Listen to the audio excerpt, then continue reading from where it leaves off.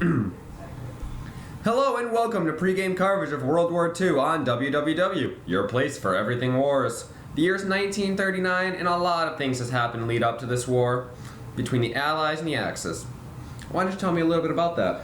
Well, Bob, one of the biggest reasons for this war was Adolf Hitler's big rise to power. Hitler and his Nazi party took over Germany politically in 1933. Hitler's main goal is to unite all Germans and to create a master Aryan race. With these views, he has led Germany to start conscription, rearmament, and remilitarization of the Rhineland, and more recently, the annexation of Austria and the Sudetenland. All of these contribute to the increased tensions between the Allies and Germany. Germany is not alone, however. Italy and its fascist regime has recently laid claim and captured Ethiopia. Together, Italy and Germany joined to make the Axis. Let's meet the starting lineups for each side. First for the Axis. At 5 feet 5 inches, the propaganda machine, Dr. Paul Joseph Goebbels. Standing in at an even 5 foot 6 inches, this well-respected field general earned his nickname because of the surprise attacks he is well known for. Irvin Desert Fox Rommel. This man definitely filled up more space than his height shows. The fascist leader of Italy since 1922, the 5 foot 6.5 inch star from Italy, Benito Mussolini. Reich Marschall, who rebuilt the German Air Force and worked in support of Germany's economic rebuilding, the 5 foot 10 center, Hermann Göring. And at 5'9", 160 pounds, the most powerful man on either lineup, he will be known throughout all of history. He unified his own people, but split the world in two. The captain of the Axis team, Adolf Hitler. And now for the Allied powers. At 6 foot 5 inches, he is the tallest man on either side, the president of the Free French National Council, which he himself created. Vive la France, Charles de Gaulle. He is known for carrying pistols with ivory handles in his intemperate manner, and is regarded as one of the most successful United States field commanders of any war. He is the 6 foot 1.5 inch General George S. Patton. One of the most beloved U.S. presidents of all time, as shown by his unprecedented 4 terms in office. Leading the nation of the free out of the Great Depression with his New Deal, it is the 6 foot 2, 185 pound Franklin Delano Roosevelt. He became the leader of the largest country in the world in the late 1920s. This dictator instituted 5-year plans to grow the country. He ruled by fear and a dictatorship. No one wants to mess with this communist, who stands in at 5 foot 6, 162 pounds. Joseph Stalin. Finally, he's the last of the big three of the Allies. He has been taking a stance against Nazism since before he took office as Prime Minister. The fearless politician with a bulldog spirit, the 5 foot 6, Winston Churchill. So now that we know the lineups, what are you most looking forward to in this war? I'm excited to see the Stalin-Hitler matchup. Both guys are so powerful, so feared, and have killed many of their own citizens. I think that the Eastern Front is key. If Germany can take Russia before the Western Front is fully established, then I don't see how the Axis can lose. Stalin and his forces must dig in and defend the homeland if they want any chance at glory in this war. Do you have any predictions for this war and who will come out on top? Well, as I said earlier, if the Axis can win on the Eastern Front before the Western one is fully established, then I believe that they will win. However, taking Russia will be a grueling struggle, so I'm going to go with the Allies. The big three of Stalin, FDR, and Churchill will be too much for the Axis to handle. Once that war on 2 fronts is established, the Allies should be able to take home the win. What about you? What do you think? Well, I think it'll be a repeat victory for the Allies. As you all know, the Allies, then known as the Entente, beat the Central Powers in the long and exciting World War I. The key to that victory was the establishment of the two-front war, fighting on either side of Germany. If the Allies can get Germany to fight on both sides, then the Allies should become victorious. This war would be fought very differently, however. Back in World War I, the big thing was trench warfare. 2 sides dug into the ground, while only the brave and dumb crossed into no man's land. Oh, wasn't it just glorious? Oh yeah, definitely. Anyway, this war will be fought very differently. You can expect to see more bombing runs by aircraft, more tanks and armored vehicles, and less reliance on trenches. This war promises to be one of the bloodiest of all time. Well, that concludes our pregame coverage. Thanks for watching. Stay tuned for the War of the Century. You're watching WWW, your place for everything wars.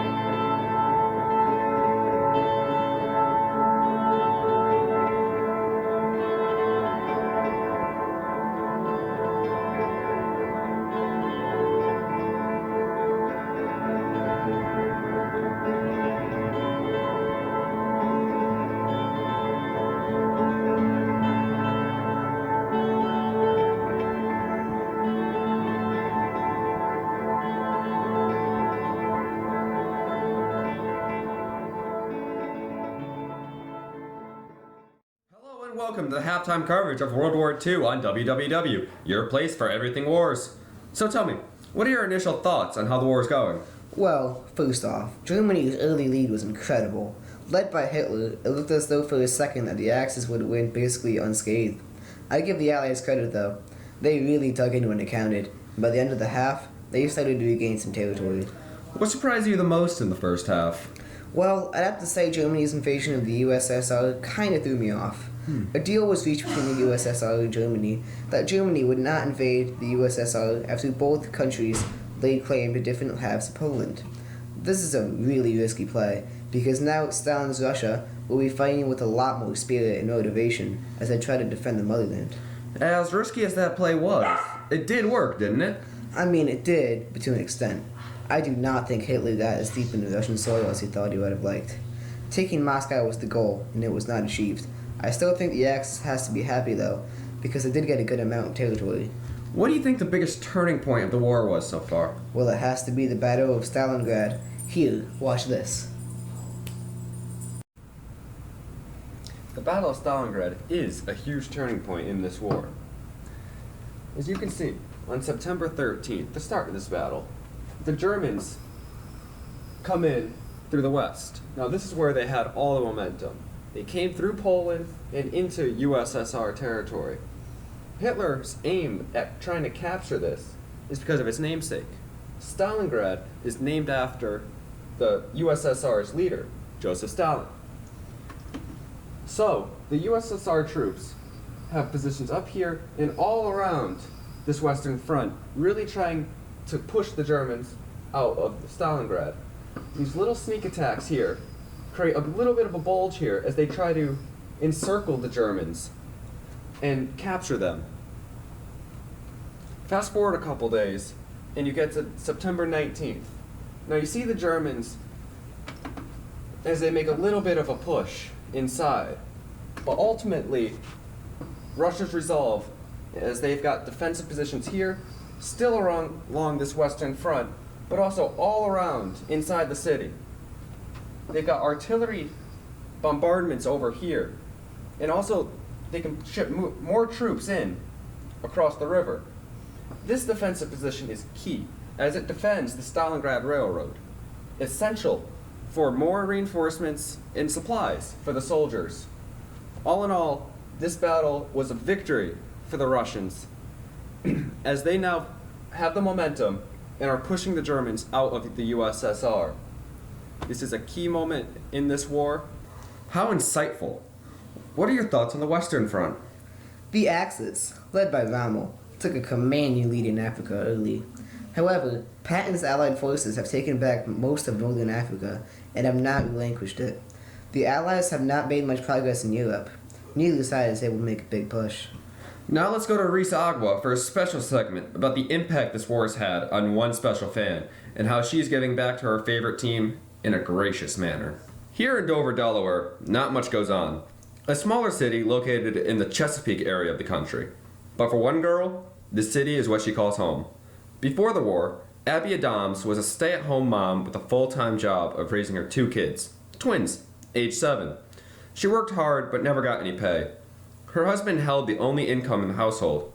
But with her husband joining the war effort on the front lines, she, like so many women, got a job at the nearest factory. She became employed at wartime factory that made ammunition for the soldiers overseas.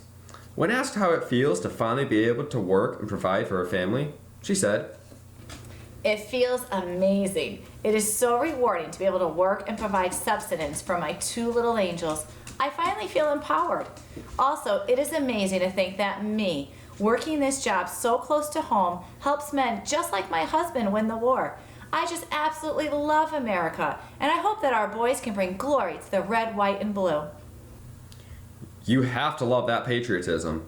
When asked what motivated her to joining the workforce, she said, "Oh, my children, definitely. With my husband across the ocean, someone has to put food on the table, so I knew I had to do something.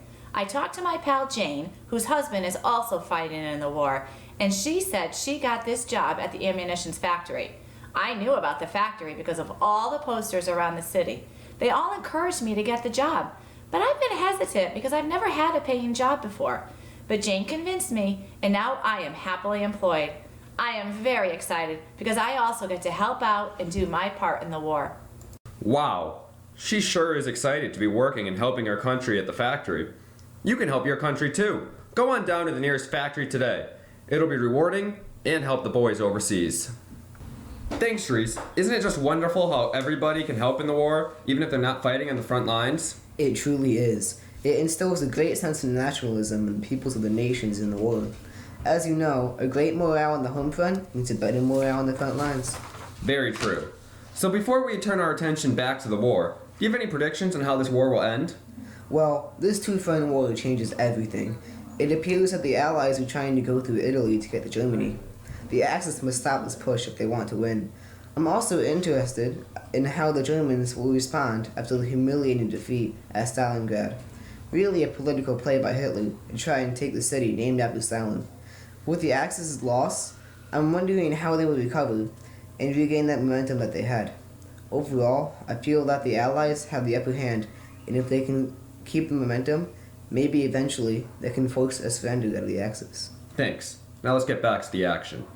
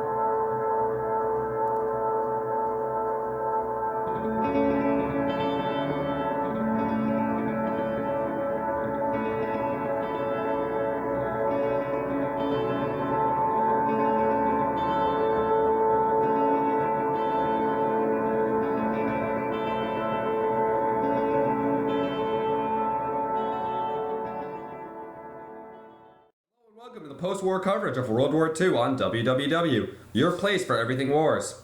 I'd like to start this by saying, wow, what a war. And what a victory by the Allies. You're most certainly right. The Allies had a great strategy in taking out the combined powers of Italy and Germany. They chose to first go through the soft underbelly of Italy. Simultaneously, they attacked Germany on the east side with Russia. The invasion on D-Day in Normandy, France, was essential in liberating France and surrounding Germany on all sides. All of this gave the Allies the advantage and momentum they needed to invade Germany and end the war. This war was a tightly contested matchup, but in the end, it was the Allies, led by their big three of Churchill, Stalin, and Roosevelt, that won the war. Both sides have experienced massive casualties. The estimated casualties for combined soldiers and civilians are as follows. United States, 400,000. Soviet Union, 20 million. United Kingdom, 388,000. France, 600,000. Germany, 4,200,000. Italy, 410,000. Many other countries lost a lot of soldiers and civilians. The estimated total number of casualties is around 48,231,700 people. This war has brought much pain and suffering for so many people of the world. But at least the war is over. Any thoughts before we leave? I just want to offer my condolences to all those that lost loved ones and say congratulations to the victors of the war. Thanks for watching this special broadcast of World War II on Worldwide Wars, your place for everything wars.